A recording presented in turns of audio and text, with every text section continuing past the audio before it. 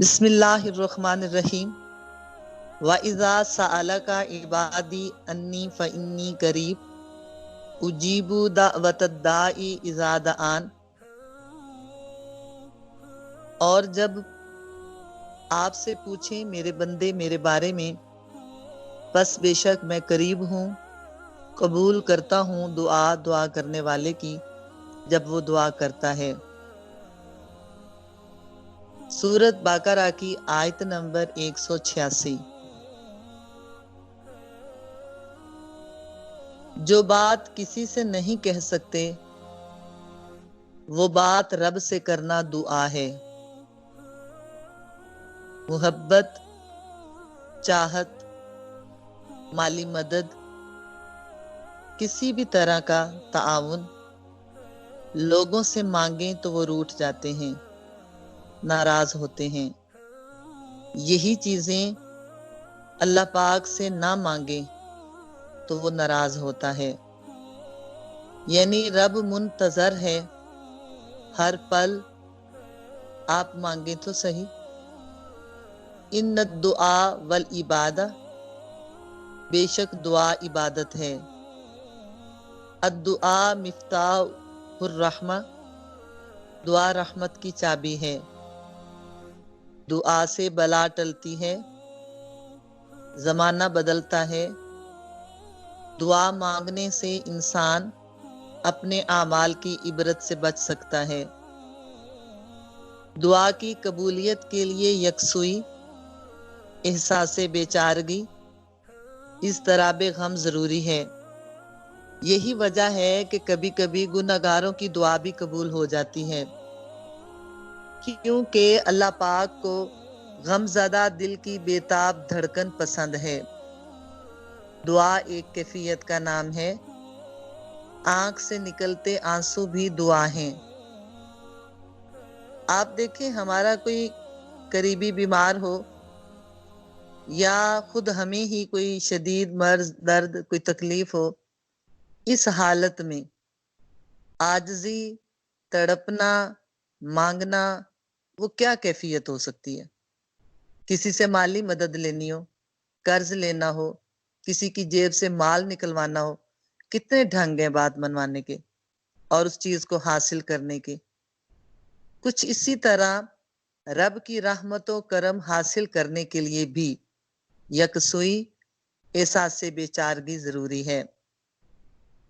چند لوگوں کی دعا زیادہ قبول ہوتی ہے، عادل بادشاہ کی، مظلوم کی، ماں باپ کی، مسافر کی، بیمار کی اور روزہ دار کی افطار کے وقت۔ ماہ رمضان کے فضائل میں ایک شاندار فضیلت ہے کہ روزہ دار کی دعا سحری افطاری میں قبول ہوتی ہے۔ ماہ رمضان میں فجر سے شام تک، شام سے فجر تک اللہ پاک ندا فرماتا ہے، کوئی ہے رزق مانگنے والا، میں اس کو بے حد و حساب رزق عطا کروں۔ کوئی ہے عافیت چاہنے والا، اس کو عافیت بخش دوں۔ کوئی ہے گناہوں کی بخشش کا طالب، میں اس کے گناہوں کو معاف فرما دوں۔ تو سارا دن، ساری رات یہ ندا ہوتی رہتی ہے۔ تو چونکہ ماہ رمضان کے دن چل رہے ہیں، روزہ داروں کو چاہیے کہ وہ اپنے ایمان کی ترقی کے لیے، اللہ پاک کا قرب اور محبت حاصل کرنے کے لیے ماہ رمضان کے اوقات کو ضائع نہ کریں، بلکہ خوب سے خوب اللہ کے حضور دعائیں مانگیں۔ بعد اوقات دعا کا خاطر خواہ نتیجہ نہیں نکلتا، روزہ دار سوچتا ہے کہ دعا قبول نہیں ہوئی۔ تو کچھ باتیں یاد رکھیں۔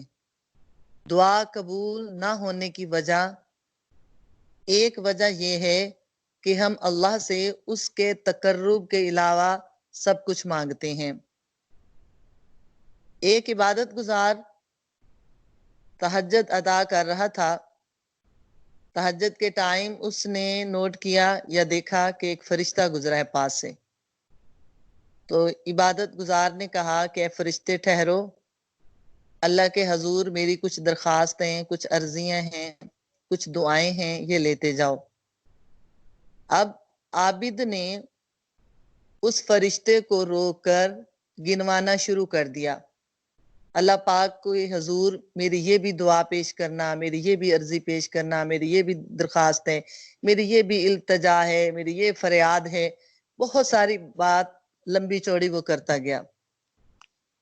آخر فرشتہ بولا اللہ کے بندے ٹھہر جا، مجھے پتہ چل گیا ہے، میں اللہ کے حضور جا کے بتا دوں گا فلاں بندہ فلاں جگہ پر بیٹھا عبادت کرتے ہوئے عبادت کے بعد سوائے تیرے دنیا کی ہر چیز مانگتا ہے۔ تو ایک دعا قبول نہ ہونے کی وجہ کہ ہم اللہ سے اس کے تقرب کے علاوہ سب کچھ مانگتے ہیں۔ پھر کبھی دعا اس لیے قبول نہیں ہوتی کہ کسی کی بد دعا ہمارے پیچھے لگی ہوتی ہے، ہمارے ظلم و زیادتی کی وجہ سے، ہماری وجہ سے کوئی رو رہا ہوتا ہے، اس کے آنسو ہماری دعا میں رکاوٹ بن جاتے ہیں۔ تیسری اہم وجہ احادیث کے مطابق ایک اور وجہ حرام غذا دعا قبول ہونے میں رکاوٹ بنتی ہے، اس وجہ سے بھی دعا رد ہو جاتی ہے۔ آقا علیہ الصلوۃ والسلام کا فرمان، بہت سے پریشان حال لوگ آسمان کی طرف ہاتھ کھینچ کھینچ کر پھیلا پھیلا کر دعا مانگتے ہیں، یا رب یا رب، میرے اللہ، مگر کھانا حرام، پینا حرام، لباس حرام۔ ایسی حالت میں دعا قبول کیسے ہو سکتی ہے؟ کوفہ میں مستجاب الدعا لوگوں کی ایک جماعت تھی۔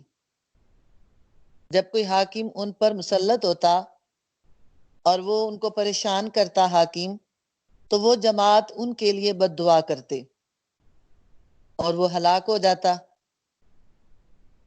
حجاج ظالم کا جب تسلط ہوا تو اس نے ایک دعوت کی جس میں ان حضرات کو خاص طور پر شریک کیا۔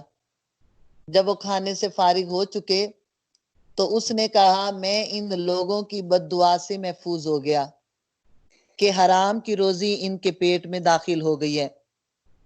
تو جب ہمارا کھانا پینا، ہمارا لباس حرام ہوتا ہے، اس حالت میں دعا کی قبولیت نہیں ہوتی۔ اور ایک اور بات بھی یاد رکھیں، اللہ پاک ہر جائز دعا قبول کرتا ہے اور ہر جائز دعا کو قبول کر کے تدبیر عمل میں ڈالتا ہے۔ کچھ عرصے کے لیے وہ موقوف ہو جاتی ہے بات، جب وہ عرصہ گزر جاتا ہے کام ہونے کے آثار پیدا ہونے لگ جاتے ہیں، دعا مانگنے والے کے سامنے وہ آثار آ جاتے ہیں۔ اس لیے دعا کر کے پر امید رہنا چاہیے۔ رب واقف ہے حال دل سے، رب واقف ہے حال دل سے، دعا ضائع نہیں کرتا، ذرا انتظار تو کر۔ دعا کے وقت ہاتھوں کو آسمان کی طرف پھیلائیں، ہاتھ بہت نیچے نہیں ہونے چاہیے بلکہ کندھوں کے مقابل رہیں۔ ہاتھ ذرا بلند کر لیں، پھیلا لیں ہتھیلیاں، سر جھکا کر پھر دعا کریں۔ دعا کے بعد ہاتھوں کو منہ پر پھیر لیا جائے۔ آیت کے اندر آپ نے ملاحظہ کیا، اللہ پاک فرماتا ہے فَإِنِّي قریب، میں بندے کے قریب ہوں۔ رب کا بندے کے قریب ہونا کچھ اور بات ہے اور بندے کا رب کے قریب ہونا کچھ اور بات ہے۔ رب کا بندے کے قریب ہونا کیسا ہے؟ وہ مکانی زمانی لحاظ سے نہیں ہے، یعنی اللہ بندے کے قریب کس طور پہ ہے؟ علم و قدرت کے لحاظ سے، کرم و رحمت کے لحاظ سے، فضل اور بخشش کے لحاظ سے اپنے بندے کے قریب ہے۔ اور جب بندہ رب کے قریب ہو جائے تو اسے ولی اللہ کہا جاتا ہے۔ ایسے اللہ کے مقرب بندوں کو سوز و گوداز لذت عبادت نصیب ہوتی ہے، گناہ و غفلت سے بچ جاتے ہیں۔ ایسے لوگوں کی اللہ دعاؤں کو رد نہیں کرتا۔ اس لیے اپنی دعا دوسروں سے بھی کروانی چاہیے، دوسروں کو بھی کہنا چاہیے کہ آپ ہمارے لیے دعا کریں۔ حضرت عمر رضی اللہ تعالی عنہ، آپ عمرہ پہ جا رہے ہیں، आका अलैहिस्सलातु वस्सलाम से मुखातिब हुए और अर्ज की, या रसूल अल्लाह सल्लल्लाहु अलैहि वसल्लम, मैं सफर पे जा रहा हूँ, मैं उम्रा करने जा रहा हूँ। आपने फरमाया, उमर हमें भी दुआओं में याद रखना। तो एक दूसरे की दुआओं से अल्लाह ताला एक दूसरे को नवाजता रहता है। तो माह रमज़ान की खास घड़ियां, खास औकात दुआ की कबूलियत के लिए, ये एक फजीलत है रोजादार के लिए कि इफ्तारी के वक्त अल्लाह दुआओं को मुस्तजाब फरमाता है।